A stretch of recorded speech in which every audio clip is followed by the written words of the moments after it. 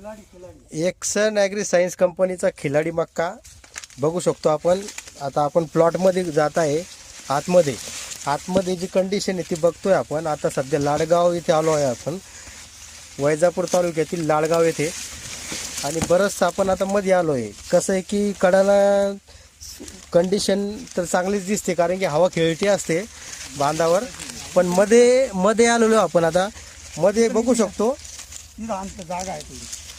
काळे साहेब, कसं वाटलं बरं मध्ये बी? आता मध्ये प्लॉटच्या मध्ये आपण खिलाडी मक्का एक्सन ॲग्री सायन्स, कसं वाटलं तुम्हाला हे? नाही, ॲक्शन ॲग्री सायन्सचं जे आपण पहिलं जे वाहन बघितलं 23-59, हां, त्याच्यात आणि याच्यात आता ताटामध्ये कुठलाही फरक नाही वाटला एवढा. कारण की ताटाची साईज सारखी आहे, पानाची साईज सारखी आहे. आता शेवटी याला तुरा आल्यानंतर हाईटची साईज कळेल आपल्याला, दोन्हीमध्ये काही फरक आहे का.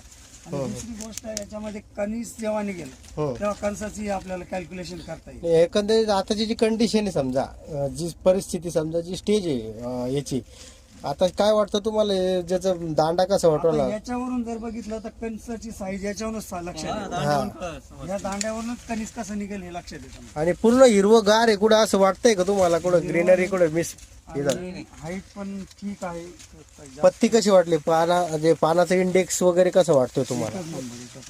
म्हणजे बिलकुल हिरवगार असं पीक दिसतंय. आणि बघतोय आपण आता प्लॉटच्या मध्ये आपण, तरी सुद्धा खिलाडी मक्का एक्सन ॲग्री सायन्सचा एकदम बढिया आहे. शेतकरी सुद्धा आपल्या सोबत आहेत. दादा, कसं वाटलं तुम्हाला हे खिलाडी? एकदम छान ना दादा? आपल्याला कसं वाटलं? बिलकुल व्यवस्थित. हा ना.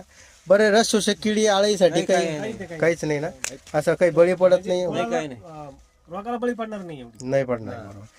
म्हणजे रोगाला थोडंफार प्रतिकारक आहे. त्याचं कारण बी असं आहे दादा, की हे जे ना याच्या पानावर जे आता बघू शकतो आपण, बारीक बारीक लव टाईप आहे. आणि याचा दांडा बी मजबूत आहे. आणि ग्रीनरी काळोखी, एकदम पूर्ण काळोखीवर आलेलं. आणि तर आपण खालून बी बघू शकतो, एकदम स्टंप, म्हणजे स्टंप एकदम असा टेबल प्लॉट एकदम बघू शकतात.